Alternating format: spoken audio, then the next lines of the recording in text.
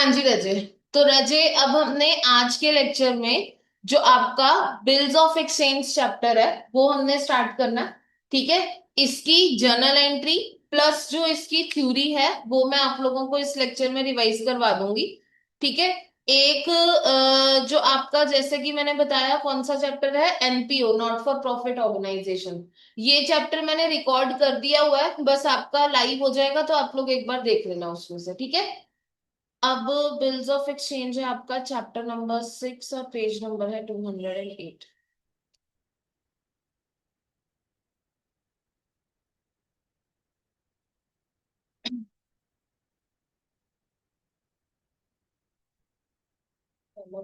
एक मिनट हो जाए।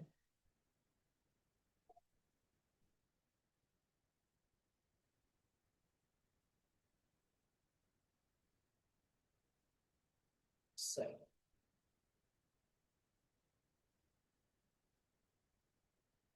कल हमारा डेप्रिसिएशन भी पेंडिंग रह गया था ना थोड़ा सा। चलो ठीक है, कोई बात नहीं, ये करके डेप्रिसिएशन स्टार्ट कर लेंगे। ठीक है। अच्छा, अब मेरी बात सुनो। देखो, हम लोगों ने जो आपका चैप्टर रिवाइज करना है वो करना है chapter number 6, bills of exchange and promissory notes. वैसे तो ज्यादातर केसेस में मैंने इसके प्रैक्टिकल क्वेश्चन ही हैं देखे हैं जो आते हैं। ठीक है। लेकिन थोड़ी बहुत थ्योरी भी है, वो आप लोगों को रिवाइज करनी है इसकी थ्योरी। सबसे पहले हम लोग बात करेंगे बिल्स ऑफ एक्सचेंज का मतलब क्या हुआ। रजे, बिल्स ऑफ एक्सचेंज मतलब जब एक पार्टी किसी दूसरी पार्टी को ऑर्डर करती है कि मुझे कुछ अमाउंट ऑफ गुड्स, या गुड्स नहीं, सॉरी, कुछ अमाउंट ऑफ मनी उसने पे करना। फॉर एग्जाम्पल, यहां पर मैं कैसे ले रही थी एग्जाम्पल, मिस्टर ए ने मिस्टर बी को कुछ गुड्स जो हैं वो सेल किए। ठीक है। गुड्स सेल किए हैं ऑन क्रेडिट, क्रेडिट पर गुड्स सेल किए। अब इस केस में ए की बुक्स की अगर हम बात करें तो बी कौन होगा उसमें, डेटर होगा। ठीक है। बट ए को श्योरिटी चाहिए कि उसको ये this much of amount of goods जो है वो, या this much of amount of money जो है वो उसको मिल ही जाएगा।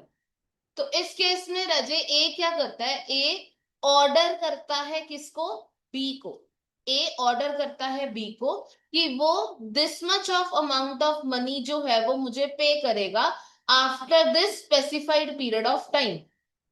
तो मैंने बिल्स ऑफ एक्सचेंज की डेफिनेशन क्या लिखवाई थी, कि बिल्स ऑफ एक्सचेंज का मतलब it is an instrument in writing. ये एक तरह का इंस्ट्रूमेंट है इन राइटिंग जिसमें अनकंडीशनल ऑर्डर है। मैंने किसी दूसरी पार्टी को अनकंडीशनल ऑर्डर दिया है, signed by the maker, to pay a certain sum of money, कि मैं कुछ सर्टेन सम ऑफ मनी, ठीक है, only to order of certain person. Order of certain person मतलब सिर्फ उस पर्टिकुलर पर्सन को या उस पर्टिकुलर पर्सन की डायरेक्शन को पे कर दो। तो इसको हम क्या बोलते हैं, बिल्स ऑफ एक्सचेंज बोलते हैं। ये डेफिनेशन याद रखना, क्योंकि इसमें से ना अगर थ्योरी क्वेश्चन आता है ना रजे, तो सिर्फ एक पर्टिकुलर टाइप का थ्योरी क्वेश्चन आता है, difference between bills of exchange and promissory notes. उसमें ये डेफिनेशन आपने लिखनी है। समझ आ गई मेरी बात। चलो, तो बिल्स ऑफ एक्सचेंज का मीनिंग हो गया हमारा। उसके बाद हमने करना है रजे parties to bills of exchange. देखो, नॉर्मली बिल्स ऑफ एक्सचेंज के केस में तीन पार्टीज होती हैं। कौन कौन सी पार्टी होती है, एक तो होता है ड्रॉर। ड्रॉर मतलब वो बंदा जो ऑर्डर दे रहा है उसको बोलते हैं drawer, the person who makes order. उसके बाद ड्रॉई। ड्रॉई का मतलब क्या हुआ, जो ऑर्डर को एक्सेप्ट करता है, जो बिल्स ऑफ एक्सचेंज को एक्सेप्ट करता है, उसको ड्रॉई बोलते हैं। और पेई कौन सा बंदा हुआ, पेई वो पर्सन हुआ जिसको अमाउंट पे करना है। नॉर्मली क्या होता है, ड्रॉर और जो पेई है ये दोनों सेम पर्सन होते हैं। लेकिन अगर मान लो ए जो है उसने बी को ऑर्डर दिया, क्या ऑर्डर दिया, कि उसने सी को अमाउंट पे करना है। जैसे लेट से सपोज करो 1000 पे करना है आफ्टर 2 मंथ्स ऑफ टाइम। तो रजे, इस केस में ए को हम लोग क्या बोलेंगे बताओ, ए कौन सी पार्टी होगी, ड्रॉर। बी कौन सी पार्टी होगी, ड्रॉई। और सी कौन सी पार्टी होगी, पे। समझ गए ना मेरी बात। तो बिल्स ऑफ एक्सचेंज में थ्री पार्टीज हो सकती हैं, ड्रॉर, ट्रॉई और पे। समझ गए ना मेरी बात? चलो, बिल्स ऑफ एक्सचेंज का ये पॉइंट हमने कर लिया। अब उसके बाद रजे देखो, तो बिल्स ऑफ एक्सचेंज का मीनिंग मैंने बता दिया। अब ये characteristics of bills of exchange है। आपके सीए फाउंडेशन के लॉ सब्जेक्ट में नेगोशिएबल इंस्ट्रूमेंट चैप्टर है, आपने उसमें ये करेक्टरिस्टिक्स पढ़े ही होंगे। वही वाले करेक्टरिस्टिक्स यहां पर लिख दोगे। समझ आ गई? सेपरेटली आपको यहां से याद करने की जरूरत नहीं है। क्लियर? उसके बाद नेक्स्ट पार्ट पर आओ। नेक्स्ट पार्ट है फॉरेन बिल ऑफ एक्सचेंज। क्या होता है ये एक चीज ध्यान से पढ़ के जानी है। कहते हैं a foreign bill of exchange is one which is drawn in one country. एक कंट्री में ड्रॉ होता है और दूसरी कंट्री में पेएबल होता है, उसको हम फॉरेन बिल ऑफ एक्सचेंज बोलते हैं। जैसे एक पर्सन है यूएस का, उसने इंडिया के किसी पर्सन को ऑर्डर दिया, तो रजे ये कौन सा बिल ऑफ एक्सचेंज होगा? ये फॉरेन बिल ऑफ एक्सचेंज होगा। समझ गए मेरी बात यहां तक? कोई दिक्कत तो नहीं है रजे यहां तक? डन? ओके। ऑनलाइन स्टूडेंट्स आप लोग बताओ रजे, आप लोगों को क्लियर है सभी को? ओके रजत, ठीक है चलो। अब फॉरेन ये बिल्स ऑफ एक्सचेंज का स्पेसिमेन है। वैसे तो ये स्पेसिमेन काफी चेंज भी हो चुका है, आपने स्पेसिमेन से नहीं कुछ लेना देना। ठीक है। उसके बाद हम लोग आते हैं प्रोमिसरी नोट। प्रोमिसरी नोट का मतलब क्या हुआ? बिल्स ऑफ एक्सचेंज का उल्टा। प्रोमिसरी नोट में क्या होता है? प्रोमिसरी नोट में अनकंडीशनल अंडरटेकिंग होती है, यानी कि प्रॉमिस होता है। ठीक है, ये प्रॉमिस होता है साइंड बाय द मेकर। जैसे मान लो इस केस में मैं कह रही थी आपको कि ए है, उसने अनकंडीशनल जो है वो क्या दिया है? ऑर्डर दिया है। एक मिनट। हाँ जी, तो उसने अनकंडीशनल ऑर्डर दिया है किसको? बी को, राइट? अब ऐसा भी तो हो सकता है ना कि उल्टा हो, बी प्रॉमिस करे किसको? ए को। तो उस केस में रजे उस नोट को हम क्या बोलेंगे? Promissory note. तो प्रोमिसरी नोट मतलब there is an unconditional undertaking signed by the maker to pay a certain sum of money और ऑर्डर। बाकी सारा सेम। सिर्फ बिल्स ऑफ एक्सचेंज में ऑर्डर होता है और प्रोमिसरी नोट में अंडरटेकिंग होता है। अगर प्रोमिसरी नोट पर क्रेडिटर के द्वारा बनाया जाए, जिसने पैसे देने हैं, अगर प्रॉमिस क्रेडिटर के द्वारा किया जाए तो वो प्रोमिसरी नोट है। और अगर डेटर के द्वारा किया जाए तो बिल्स ऑफ एक्सचेंज है। समझ गए? अब आपने अपने लॉ के सब्जेक्ट में ये सारे करेक्टरिस्टिक्स पढ़े होंगे, वही करेक्टरिस्टिक्स यहां पर लिखे हुए हैं। क्लियर हो गया? नेक्स्ट पार्ट पर आओ। नेक्स्ट है आपका difference between promissory note and bills of exchange. Rajesh difference को लर्न करके जाना है, क्योंकि मैंने अकाउंट्स के पेपर में one of the theory question काफी बार देखा है जिसमें बोला गया है कि डिफरेंस बताओ प्रोमिसरी नोट और बिल्स ऑफ एक्सचेंज का। समझ गए मेरी बात? ठीक है, तो ये आप लोगों ने पढ़ के जाना है रजे। एक मिनट। हाँ जी, ये आप लोगों ने पढ़ के जाना है, इसके पॉइंट्स याद कर लेना, वेग पॉइंट्स नहीं लिखने हैं। टाइम पास मत करना वहां पे रजे। टाइम पास कर रहे हो, पेपर दे रहे हो, ट्रायल नहीं ले रहे आप लोग। समझ गए मेरी बात? ठीक है, चलो। अब उसके बाद राजे नेक्स्ट है journal entries for bills of exchange. इस पर आते हैं। देखो राजे, जो जर्नल एंट्रीज करवाई थी मैंने बिल्स ऑफ एक्सचेंज की, वो कैसे करवाई थी? मैंने कहा था कि जर्नल एंट्रीज डिपेंड करती है कि आप बिल्स ऑफ एक्सचेंज पर करते क्या हो, बिल्स ऑफ एक्सचेंज के साथ करते क्या हो। सबसे पहले हम लोग जो ये जर्नल एंट्रीज पढ़ने जा रहे हैं वो ड्रॉअर की बुक्स की जर्नल एंट्रीज पढ़ने जा रहे हैं। ड्रॉअर मतलब वो बंदा जो जिसने पैसे रिसीव करने हैं, यानी कि जो ऑर्डर दे रहा। अब राजे मुझे एक बात बताओ, जब भी ए के पास बिल्स ऑफ एक्सचेंज आएगा तो उसको हम लोग क्या बोलेंगे? बिल्स रिसीवेबल या बिल्स पेएबल? रिसीवेबल।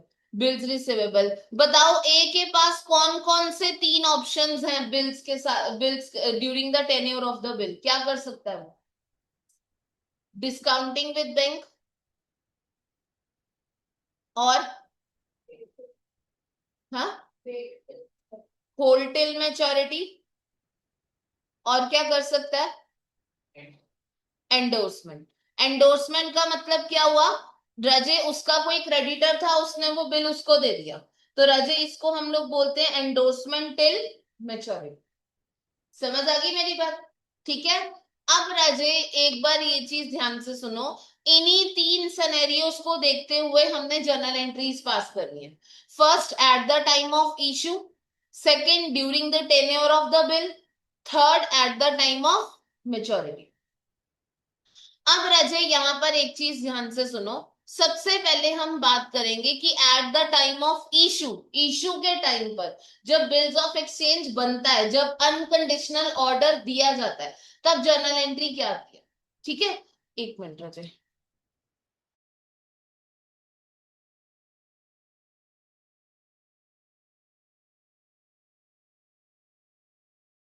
हाँ जी रजय। तो रजय अब सबसे पहले इशू के टाइम पर क्या जर्नल एंट्री जो है वो आएगी। सबसे पहले क्रेडिट की सेल्स होगी। याद रखना मैंने यहाँ पर क्रेडिट की सेल का एग्जांपल लिया है, बट कोई जरूरी नहीं है कि बुक्स ऑफ अकाउंट जो बिल्स ऑफ एक्सचेंज है वो ऑलवेज एंड ऑलवेज क्रेडिट की सेल पर ही बने। ठीक है, हो सकता है ए ने बी को नॉर्मली लोन दिया तो उसने बिल्स ऑफ एक्सचेंज बना दिया, अनकंडीशनल ऑर्डर दे दिया।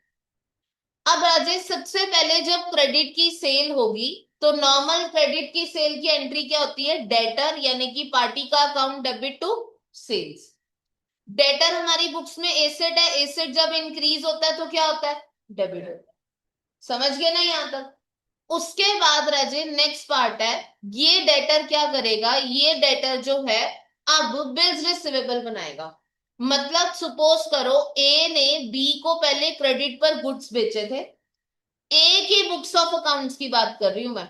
ए ने अनकंडीशनल ऑर्डर दिया है, अगर ए ने अनकंडीशनल ऑर्डर दिया है तो रजे ए की बुक्स में बिल्स रिसीवेबल का अकाउंट डेबिट हो जाएगा। और जो उसने अपनी बुक्स में बी को डेटर्स लिस्ट में रखा हुआ था, मैंने क्या कहा था, डेटर्स लिस्ट में से बी को रिमूव कर दोगे, क्योंकि हम उसके नाम का क्या बना चुके हैं, बिल्स रिसीवेबल बना चुके हैं। तो bills receivable account debit to party का अकाउंट। यहां तक समझ आ गया? ठीक है, बिल्स रिसीवेबल एक एसेट है, एसेट इंक्रीज हुआ तो डेबिट, दूसरा एसेट डिक्रीज हो गया तो वो क्रेडिट हो गया। इशू के टाइम की एंट्री समझ आ गई ना सभी को? कोई दिक्कत तो नहीं है ना? नेक्स्ट, उसके बाद इशू के बाद during the tenure of the bill, आप बिल के साथ तीन काम कर सकते हो। या तो उसको वेट करो मैच्योरिटी तक, ठीक है, कि पैसे आएंगे। तो अगर आप वेट कर रहे हो मैच्योरिटी तक, वहां पर अजय आप लोगों को कोई भी जर्नल एंट्री पास करने की जरूरत नहीं है। फिर आप लोग एंडोर्स कर सकते हो बिल को। एंडोर्स मतलब जैसे मान लो मेरे पास एक ये बिल्स रिसीवेबल है, मेरा एक क्रेडिटर आया, उसको पैसे चाहिए थे, मैंने ये बिल्स रिसीवेबल उसको दे दिए। तो यहाँ पर दो चीजें होंगी, एक तो मेरा जो बिल्स रिसीवेबल नाम का एसेट था वो डिक्रीज हो जाएगा, तो मैं बिल्स रिसीवेबल का अकाउंट क्या कर दूंगी, क्रेडिट कर दूंगी। और मैंने अपने क्रेडिटर को क्या दे दिया, बिल्स रिसीवेबल दे दिया, मतलब क्रेडिटर रिड्यूस हो जाएगा, लायबिलिटी कम होगी तो डेबिट होगी। तो एंडोर्समेंट की जर्नल एंट्री हम क्या पास करते हैं, creditors account debit to bills receivable. समझ गए ना? उसके बाद थर्ड पर आते हैं। थर्ड है रजे आपका discounting with bank. Discounting with bank मतलब सपोज करो मेरे पास एक बिल्स रिसीवेबल है जो 3 मंथ्स का है, और वो मैंने 1 जून को ड्रॉ किया। अब अगर वो बिल्स रिसीवेबल मैंने 1 जून को ड्रॉ किया है, तो 3 महीने के हिसाब से मुझे जून, जुलाई और अगस्त, मुझे 31 अगस्त को, मैं एक रफ डेट ले रही हूँ कि 31 अगस्त तक वेट करना पड़ेगा। लेकिन अगर इस पीरियड के दौरान मुझे इमीडिएट पैसों की जरूरत पड़ जाए तो मैं क्या कहूंगी, मैं बैंक के पास जाऊंगी।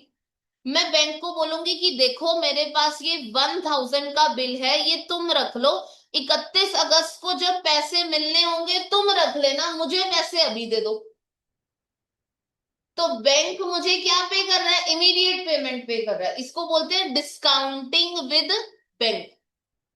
बट अगर ये बैंक मुझे इमीडिएट पेमेंट कर रहा है राजे, तो क्या ये पेमेंट वो मुझे फ्री में कर देगा, राइट आंसर इज नो। ये पेमेंट मुझे वो कुछ डिस्काउंट पे करेगा। ठीक है, और मेरे लिए इन द बुक्स ऑफ ड्रॉर ये डिस्काउंट क्या है, एक्सपेंस। एक्सपेंस जब इंक्रीज होता है तो क्या होता है, समझ गए ना? तो जर्नल एंट्री क्या बन गई? Bank account debit, discount account debit, to bills receivable. Clear हो गया? एक बार गो थ्रू करो यहां तक फटाफट।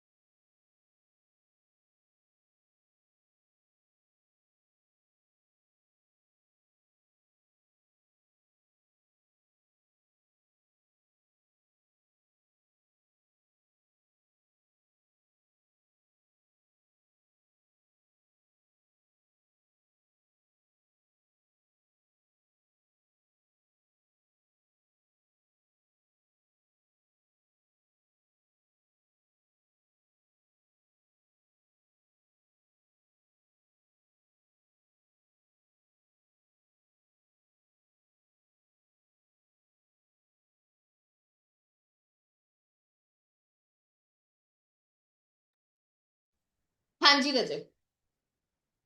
अब राजे देखो, तो वेट टिल मैच्योरिटी, एंडोर्समेंट और डिस्काउंटिंग विद वेन, इन तीनों केसेस में मैंने आप लोगों को जर्नल एंट्री बता दी। समझ गए ना? ऑनलाइन स्टूडेंट्स, मुझे सभी का रिप्लाई चाहिए रजे। आप लोग समझ गए सारे? गुरशीन, सिमरन, ठीक है, ओके। चलो, अब ये पार्ट हो गया हमारा डन। अब राजे उसके बाद आते हैं at the time of maturity. तो at the time of maturity जो जर्नल एंट्रीज होंगी, अगेन मैं यहां पर बात कर रही हूं in the books of drawer. In the books of drawer जो जर्नल एंट्रीज रहेंगी वो डिपेंड करता है कि आपका बिल डिसऑनर हुआ है या ऑनर हुआ है। डिसऑनर मतलब हम पेमेंट लेने गए किसके पास? क्रेडिटर के पास, सॉरी, जो हमारा कौन था, ड्रॉई, उसके पास गए, उसने मना कर दिया, वो कहता है कि मैं अभी पेमेंट नहीं कर सकता। This is what we call dishonour. देखो, सबसे पहले ऑनर की बात करते हैं। देखो, अगर तो ऑनर के केस में आपने होल्ड किया था टिल मैच्योरिटी, तो सिंपल है, आपकी बुक्स में बिल्स रिसीवेबल नाम का एसेट होगा। अब उस एसेट के अगेंस्ट मुझे पैसे आ गए हैं, तो मतलब कैश या bank account debit to bills receivable कर दूंगी एंट्री में। लेकिन एंडोर्समेंट और डिस्काउंट विद बैंक के केस में जर्नल एंट्री कोई भी नहीं आएगी। क्यों? क्योंकि Raje, during the tenure of the bill आप बिल रिसीवेबल को ऑलरेडी रिमूव कर चुके हो। देखो, अगर एक बिल जो था वो मैंने अपने क्रेडिटर को दे दिया, तो पैसे तो क्रेडिटर को मिले हैं।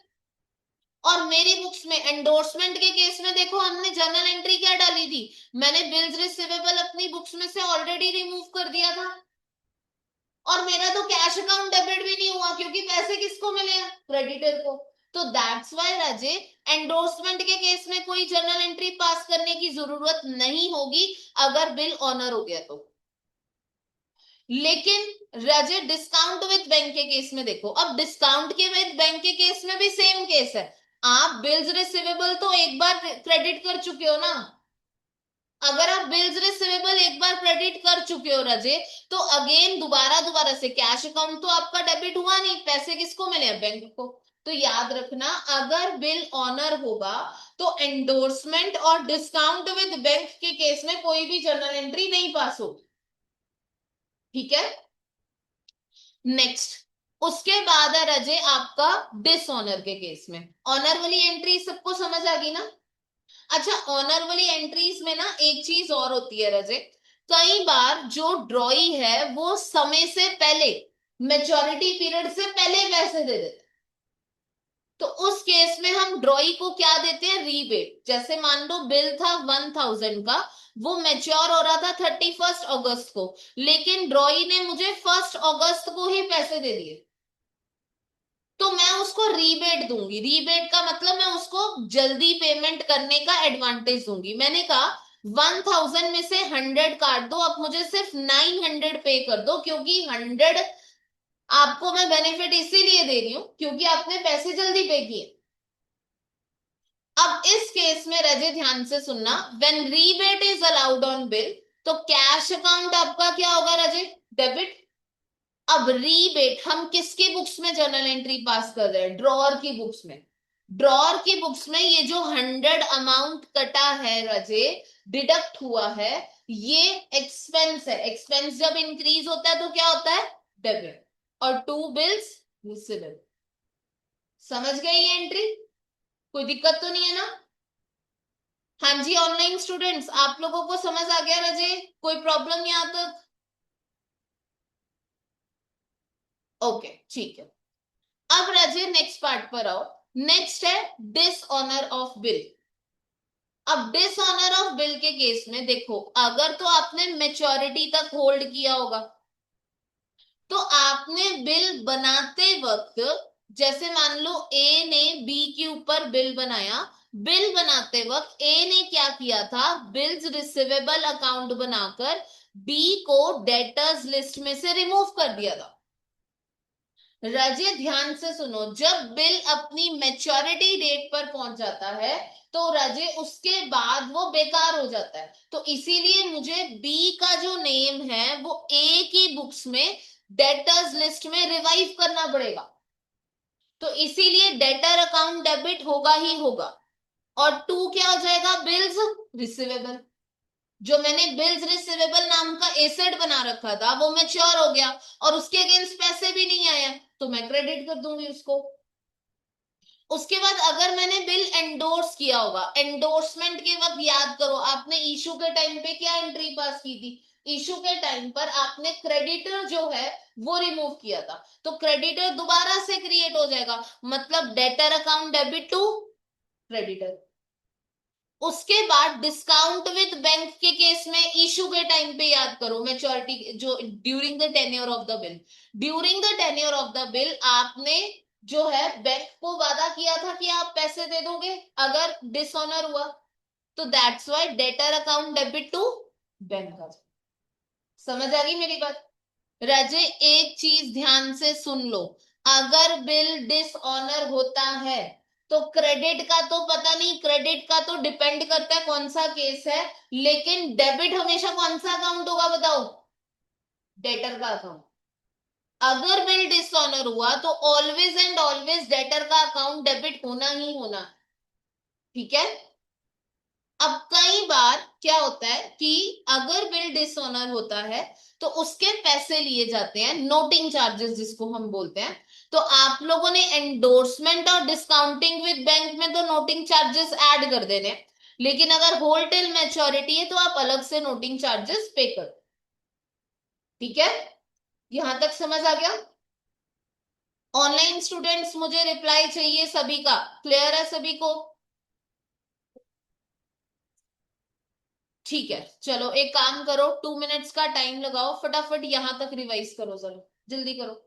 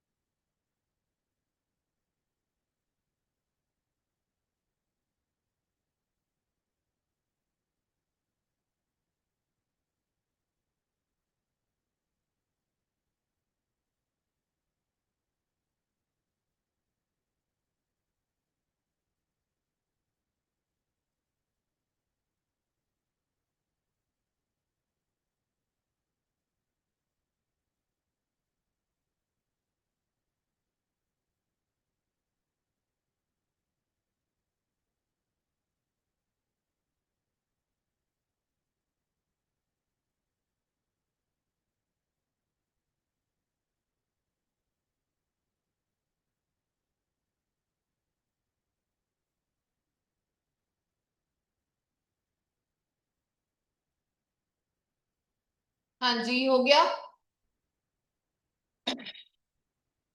चलो, अब ना हमने नेक्स्ट जो आपका टॉपिक पढ़ना है रजे, वो ये वाला पढ़ना है, टर्म ऑफ ए बिल। ठीक है। इसमें टॉपिक जो है, इसमें भी आपको पता होना चाहिए। देखो, एक तो ड्यू डेट और मैच्योरिटी डेट में कैलकुलेशन पता होनी चाहिए, और दूसरा ये कई बार ट्रू फॉल्स एंड ऑल में आ जाता है। कहते हैं the term of bill of exchange में be any duration. Bill of exchange 2, 3, 6, 10 किसी भी ड्यूरेशन का बन सकता है। यूजुअली जो है वो इसका टर्न टाइम पीरियड जो है वो 90 दिन से ज्यादा नहीं होता। ये एक तरह का शॉर्ट टर्म इंस्ट्रूमेंट्स माना जाता है। ठीक है। दूसरा, अब राजे, बिल ऑफ एक्सचेंज जो है आपका, वो दो तरीके से ड्रॉ किया जा सकता है। एक है आफ्टर साइट और दूसरा है आफ्टर डेट। अगर मैंने bill of exchange after sight बनाया है, the term of the bill begins to run from the day of sighting, यानी कि जब बिल एक्सेप्ट हुआ। जैसे मान लो मैंने 1 अगस्त को एक बिल बनाया, और राजे जो वो एक्सेप्ट हुआ है वो 4 अगस्त को एक्सेप्ट हुआ है। तो जो बिल का टेन्योर शुरू होगा वो 4 अगस्त का शुरू, 4 अगस्त के बाद शुरू होगा। इसको बोलते हैं बिल ड्रॉन आफ्टर साइट। और आफ्टर डेट का मतलब क्या हुआ? आफ्टर डेट का मतलब है जब बिल ड्रॉ हुआ है उसके बाद ही उसका टेन्योर शुरू हो गया, यानी कि 1 अगस्त को। समझ गए? अब बिल ऑफ एक्सचेंज से रिलेटेड आपको 3 टर्म्स याद रखनी है। कौन कौन सी? एक तो ड्यू डेट, दूसरा डेज ऑफ ग्रेस, और तीसरा मैच्योरिटी डेट। अब ध्यान से सुनना। ड्यू डेट क्या मतलब क्या होता है? देखो, फॉर एग्जाम्पल मुझे आप लोग बताओ, अगर मैंने एक बिल ऑफ एक्सचेंज ड्रॉ किया है 1 अगस्त को, सुपोज उसी दिन वो एक्सेप्ट हो गया, और मैंने ये 60 डेज के लिए ड्रॉ किया, राइट? तो 60 डेज के हिसाब से ये कब ड्यू होगा, इसकी ड्यू डेट कितनी होगी? देखो, कैसे कैलकुलेट करोगे? अगस्त के कितने दिन हो गए? 30 दिन हो गए। उसके बाद अगस्त के बाद सितंबर, सितंबर के कितने? 30। यानी कि इस बिल की जो ड्यू डेट बनेगी वो कितनी बनेगी? 30th of September। Due date का मतलब वो डेट जब आपका टेन्योर खत्म हो रहा है। तो क्या मैम इसी दिन हम ड्रॉई के पास जा सकते हैं पैसे मांगने? नहीं, हम ड्रॉई को क्या देंगे? 3 डेज ऑफ ग्रेस देंगे। 3 डेज ऑफ ग्रेस के बाद, 30 सितंबर के बाद 1, 2 और 3, यानी कि आपका 3 अक्टूबर को, या आपका सॉरी 4 अक्टूबर को ये बिल क्या हो जाएगा? मेच्योर हो जाएगा। तो 4 October is your maturity date. समझ गए? ड्यू डेट और मेच्योरिटी डेट में फर्क समझ आ गया? कोई दिक्कत तो नहीं है? ऑनलाइन स्टूडेंट्स आप लोग बताओ, ड्यू डेट और मेच्योरिटी डेट क्लियर है? अच्छा, अब मुझे एक बात बताओ जरा। सपोज करो मैंने एक बिल बनाया 1 जनवरी 2025 को, और ये 2 मंथ्स का इसका टेन्योर है। तो इसकी मेच्योरिटी डेट क्या बनेगी बताओ? 2 मंथ्स का टेन्योर है इसका।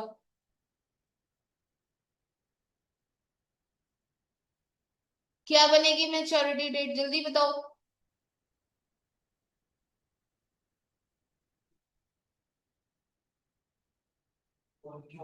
हाँ, 4 मार्च। कैसे आया? देखो, एक तो जैन वाला मंथ हो गया पूरा पूरा, और फेब वाला मंथ हो गया पूरा पूरा, है ना? जो बिल की ड्यू डेट बनती है वो बनती है राजे 28 ऑफ फेब। इसमें 3 डेज ऑफ ग्रेस ऐड करें तो 4 मार्च हमारी क्या बनेगी? मेच्योरिटी। समझ आ गई? यहां तक क्लियर? अच्छा, अब मुझे एक बात बताओ, अगर मैं 2 मंथ्स की जगह पर लिख देती 60 डेज, तब मेच्योरिटी डेट कितनी होती? तब बताओ, सेम होती या अलग होती? अलग होती। तो फिर बताओ क्या अलग होती?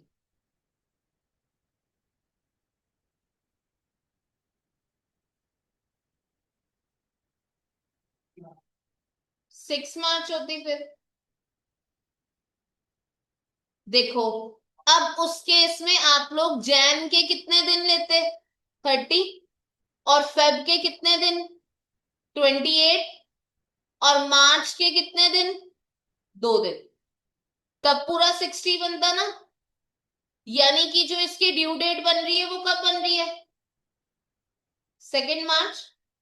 3 डेज ऑफ ग्रेस ऐड करो, 3 डेज ऑफ ग्रेस ऐड करके थर्ड, फोर्थ और फिफ्थ, यानी कि 6 मार्च को ये जो बिल है वो ड्यू होता है। याद रखना, मंथ्स और डेज की कैलकुलेशन में फर्क आएगा, ठीक है। हाँ जी ऑनलाइन स्टूडेंट्स, आपको ये बात समझ आ गई यहाँ तक, सभी को कोई दिक्कत तो नहीं है? ओके, ठीक है। चलो, तो अब आपको मैंने टर्म ऑफ द बिल में expiry date, days of grace और मेच्योरिटी डेट ये आपको करवा दिया, ठीक है। अब राजे इसमें देखो क्या लिखा है, एवरी प्रोमिसरी नोट और bills of exchange gate matured on third day after the day on which it is express. Third वाला दे लेना, मतलब एक और ऐड नहीं करना, यानी कि इस केस में आपका 5 मार्च रहेगा, थर्ड वाले डे पर वो ड्यू हो जाएगा। समझ आ गई मेरी बात, एक डे एक्स्ट्रा ऐड नहीं करना। अब रजे बिल्स ऑफ एक्सचेंज जो है वो बनता है ऑन डिमांड, एट साइट या ऑन प्रेजेंटमेंट। तो ये चीज आप लोग एक बार घर से जो है वो रीड आउट कर लेना, ये मैं चीज आपको नहीं करवा रही।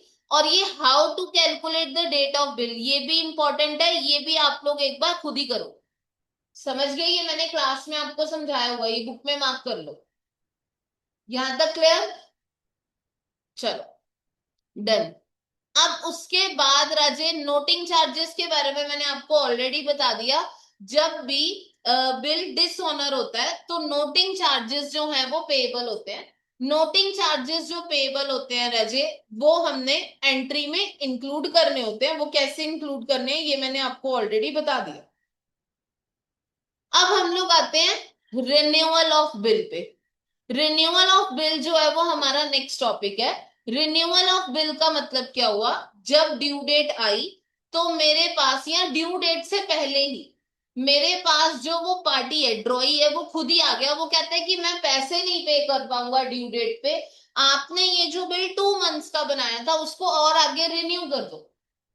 This is what we call renewal of bill. तो इसमें उन्होंने क्या बोला देखो, कहते sometimes the acceptor is unable to pay the amount due of the bill on the due date and demands request या extension of period from the drawer. तो रजे वो ड्रॉर से रिक्वेस्ट करता है कि पीरियड जो है वो मुझे और एक्सटेंड कर दिया जाए। इस केस में दो काम होंगे। दो काम क्या होंगे, रजे जो न्यू वाला बिल है वो बनेगा और जो ओल्ड वाला बिल है वो कैंसिल हो जाएगा। समझ गए मेरी बात? अब कई केसेस में न्यू बिल के साथ ड्रॉर क्या ऐड करता है, इंटरेस्ट ऐड करता है। समझ में आ गई मेरी बात? जब वो इंटरेस्ट ऐड करेगा तो ड्रॉर के बुक्स में वो इंटरेस्ट क्या बनेगा, इनकम। 3 केसेस हो सकते हैं। कहते हैं where the drawee pays nothing, मतलब जो न्यू बिल वाला अमाउंट है प्लस इंटरेस्ट, वो साथ ही में दोनों को मिला के एक न्यू बिल बना रहा है। जैसे ओल्ड बिल मान लो 1000 का था, उसका इंटरेस्ट 100 का, तो जो न्यू बिल बनेगा वो टोटल 1100 का बनेगा। तो सबसे पहले तो आप लोग क्या करोगे, जो ओरिजिनल बिल है आपका वो कैंसिल करोगे। कैंसिल कैसे करना है, सेम जो डिसऑनर वाली एंट्री है, होल्ड टिल मैच्योरिटी वाली, वो जो बिल एंडोर्स हो गया वो रिन्यू नहीं हो सकता। फिर न्यू बिल जो क्रिएट होगा वो किस अमाउंट से होगा, ओरिजिनल अमाउंट प्लस इंटरेस्ट। तो पहले तो इंटरेस्ट ड्यू करो, कैसे, पार्टी का अकाउंट डेबिट टू इंटरेस्ट। और जो नया बिल बनाओगे वो करोगे bills receivable account debit to party का अकाउंट, नॉर्मल जो इशू की एंट्री है। समझ आ गई? अब दूसरा केस मैंने क्या डिस्कस किया था कि कई बार ड्रॉई जो है वो क्या करता है, वो इंटरेस्ट अमाउंट पे कर देता है, बट जो amount original amount of the bill है उसका नया बिल बन जाता है। तो इंटरेस्ट आप पहले ड्यू करोगे और साथ ही में ये पेमेंट की एंट्री डाल दो। समझ गए ना? 2 मिनट का टाइम लगाओ, फटाफट से ये टॉपिक पूरा रिवाइज करो, जल्दी करो, अभी करो।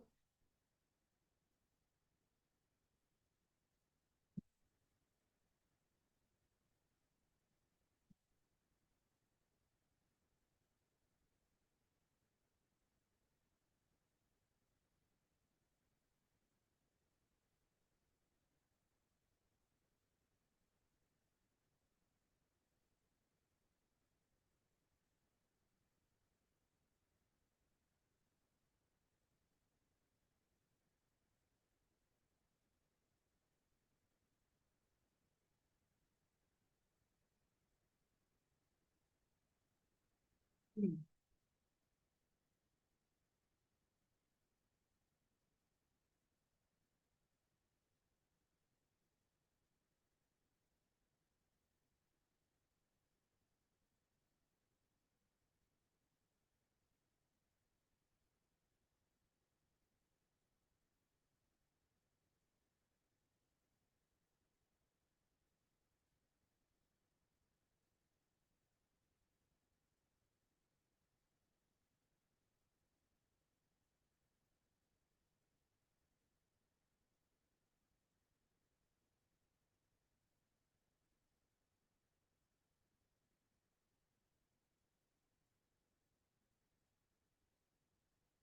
ठीक।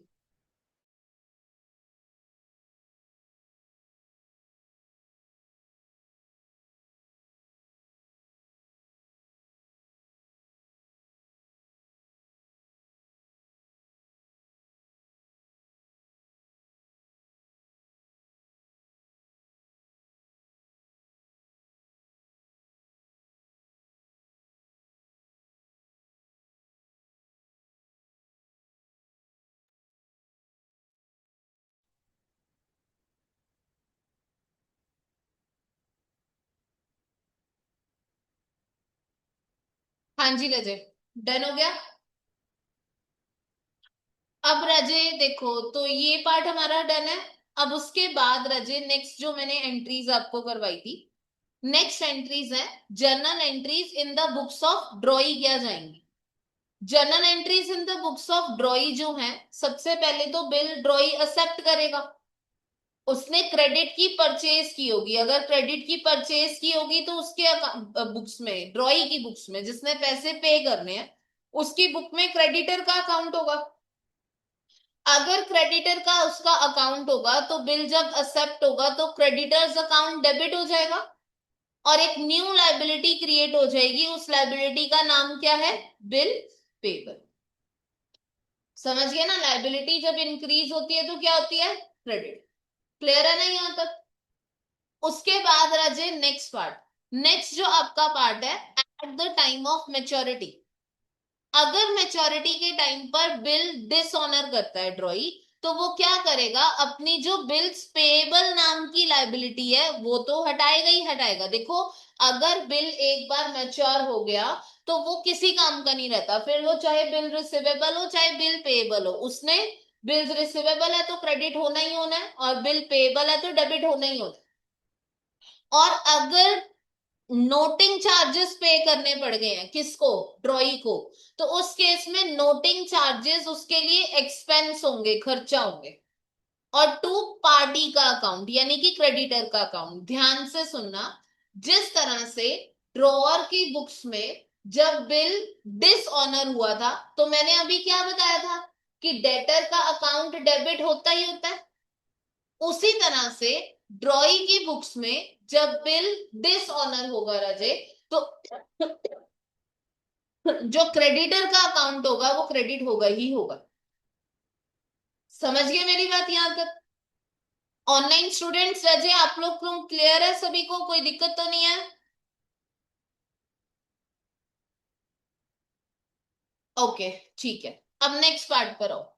नेक्स्ट आप लोगों का पार्ट है when the ड्रॉई demands renewal of bill. जब ड्रॉई जो है वो रिन्यूअल ऑफ बिल डिमांड कर रहा है, तो ओरिजिनल बिल जो है वो कैंसिल हो जाएगा। Original bill will be cancelled, same जैसे डिसऑनर की एंट्री डली है। और जो न्यू बिल है वो क्रिएट होगा, अगेन वही। अगर तो इंटरेस्ट के साथ क्रिएट करना है, तो अब ये इंटरेस्ट ड्रॉई की बुक्स में एक्सपेंस है। एक्सपेंस जब इंक्रीज होता है तो डेबिट होता है। Interest account debit to party का अकाउंट। पहले मैंने इंटरेस्ट ड्यू किया और फिर मैंने ये नया बिल बनाया, पार्टी का account debit to bills payable. अगर आपने इंटरेस्ट साथ के साथ पे कर दिया है तो आप लोग क्या करोगे? टू बैंक अकाउंट पे। समझ आ गई ना मेरी बात? रिन्यूअल ऑफ बिल की एंट्री ये वाली, फटाफट से रिवाइज करो 2 मिनट का टाइम लगा के।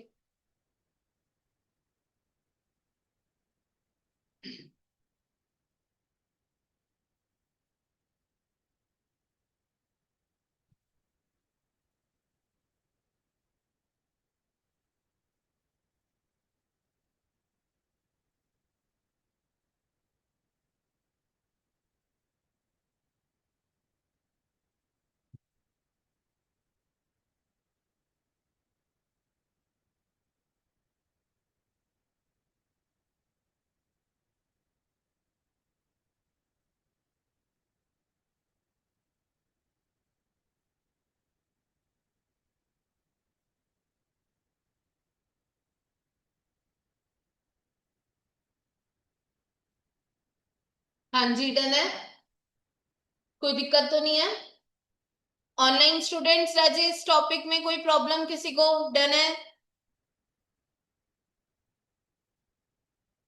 चलो ठीक है। ओके राजेश। अब कई बार ड्रॉई क्या करता है, रीबेट ले लेता है, जल्दी में चार कर देता है बिल।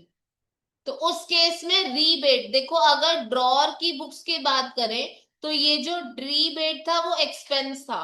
ठीक है। ड्रॉई की बुक्स में ड्रॉई के लिए ये फायदा है, यानी कि ड्रॉई के लिए आप इसको गेन की तरह ट्रीट करोगे, और जब हमारा गेन बढ़ता है तो क्रेडिट होता है। Journal entry accordingly bill payable account debit to rebate और टू कैश आ जाएगा। क्लियर? उसके बाद लास्ट कुछ टॉपिक्स रह गए हैं। Journal entries in case of insolvency of ड्रॉई। Insolvency मतलब मैंने ड्रॉई के ऊपर बिल बनाया था राजे, लेकिन उसने क्या किया, वो इंसॉल्वेंट हो गया, मतलब वो डिसऑनर करेगा बिल। अगर उसका दिवालिया निकल गया तो मतलब वो डिसऑनर करेगा बिल। तो उस केस में मैंने क्या लिखा, on declaration of insolvency by drawee respective journal entries जो है वो डिसऑनर ऑफ बिल की वो पास होंगी इन the books of drawer and ड्रॉई। क्या क्या एंट्रीज पास होंगी? अगर तो आपने डिसऑनर ऑफ बिल किया है तो पहली बात तो डिसऑनर ऑफ बिल की एंट्री पास होगी। किसकी बुक्स में? ड्रॉर की बुक्स में। डेटर अकाउंट डेबिट हो जाएगा।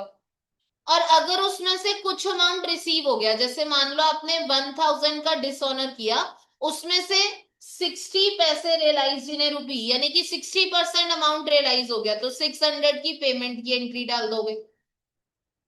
और अगर अजय जो अमाउंट रिमेनिंग बच गया वो रिसीव नहीं हुआ तो वो क्या है, आपका बैड डेट। समझ आ गई ना? क्लियर? और जो ड्रॉई की बुक्स है उसमें कौन सा अकाउंट मैंने बताया था, डेफिशिएंसी का अकाउंट जो है वो उसमें बैलेंस चला जाएगा। क्लियर हो गया? चल, ये पार्ट हमारा डन है। इसके बाद मैंने करवाया था आपको एक अकोमोडेशन बिल्स। अकोमोडेशन बिल्स का मतलब क्या हुआ कि जो बिल बनाया जाता है, कहते हैं इन द प्रीवियस पार्ट हम लोग जो अभी तक एंट्रीज डिस्कस कर रहे थे, bills of exchange are usually drawn to facilitate trade. जैसे क्रेडिट सेल हुई तो उसके अगेंस्ट बिल्स ऑफ एक्सचेंज बना, बिल्स रिसीवेबल बना, या परचेज के अगेंस्ट। लेकिन in case of accommodation bill the bill is drawn by one party to help another party. जिसमें क्या करते थे हम, एक बिल एक पार्टी दूसरी पार्टी के ऊपर बिल बनाती थी और उसको बैंक से जाके रेमिट करवा लेती थी। जैसे आप लोगों को क्वेश्चंस याद होंगे, अगर एक पार्टी है उसने दूसरी पार्टी के ऊपर बिल बनाया, अब ए ने क्या किया, इसको बैंक करवा लिया, बैंक से डिस्काउंट करवा लिया 4000 का, उसमें से 1/4 ऑफ द प्रोसीड्स बी को दे दिए। इस तरह से हम अकोमोडेशन बिल्स के क्वेश्चन करते थे। अकोमोडेशन बिल्स के जो जर्नल एंट्रीज हैं वो सभी सेम है, वैसे ही हैं जैसे आपने पहले वाले पार्ट में पढ़ी थी। रजे याद रखना, अकोमोडेशन बिल्स की टोटल 3 क्वेश्चंस हैं आपकी बुक में, आपने वो तीनों ही करके जाने हैं। ठीक है, स्कैनर में 2 क्वेश्चंस हैं, दोनों ही करके जाने। ठीक है। अब लास्ट टॉपिक है बिल सेंट फॉर कलेक्शन। मेरे पास कुछ बिल्स ऑफ एक्सचेंज है, बहुत सारे बिल्स ऑफ एक्सचेंज है अलग अलग ड्यू डेट्स पर, तो मैंने वो बिल्स ऑफ एक्सचेंज सारे के सारे किसको दे दिए, मैंने बैंक को दे दिए कि आप इसको खुद कलेक्ट करो और खुद ही मेरे अकाउंट में जमा करवा दो। This is what we call bill sent for collection. तो जब ड्यू डेट पर बिल मैच्योर होगा, पहली बात तो जब आप बिल सेंड करोगे कलेक्शन के लिए तो आपका बिल्स रिसीवेबल अकाउंट रिमूव होके एक अकाउंट डेबिट हो जाएगा जिसको हम बोलेंगे bills for collection account debit. अब अगर बिल ऑनर हो गया तो बैंक अकाउंट डेबिट हो जाएगा। ठीक है। और अगर बिल डिसऑनर हो गया तो पार्टी का अकाउंट डेबिट हो जाएगा। समझ गए मेरी बात? 2 मिनट्स का टाइम ले लो। कोई प्रॉब्लम है? थ्योरी एक बार जो नोट्स हैं वो पढ़ लो, कुछ पूछना है तो पूछ लो।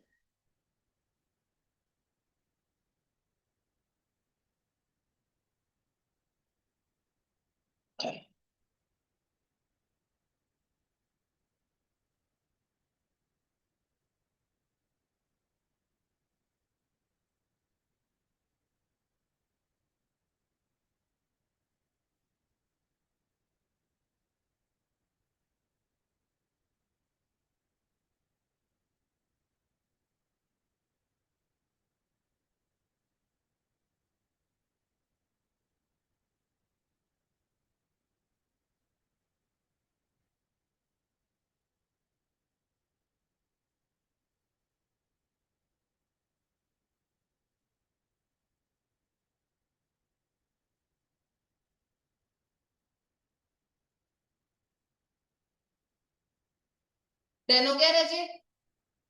कोई दिक्कत तो नहीं है? Online students, bills of exchange chapter में कुछ पूछना है आप लोगों ने? गुरशीन, सिमरन, ओके। अब ना इसके क्वेश्चंस नोट डाउन कर लो जरा फटाफट से, फिर हम लोग आज के लिए माइंड अप करेंगे। अम्म,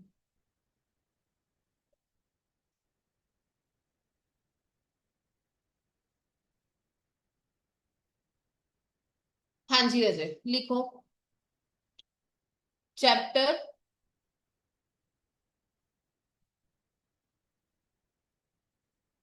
कौन सा है ये? 6, बिल्स ऑफ एक्सचेंज।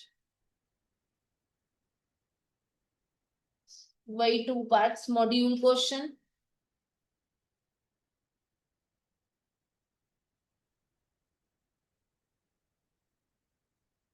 और स्कैनर क्वेश्चंस।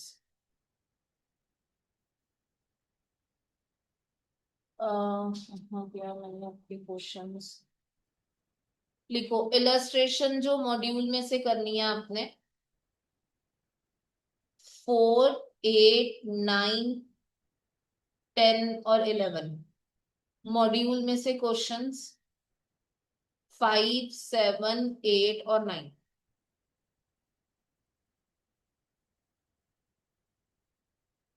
ठीक है, चलो। अब डेप्रिसिएशन चैप्टर रह गया रजे, उसकी ना मैं रिकॉर्डेड में आज डाल दूंगी आप लोग, ठीक है? चलो।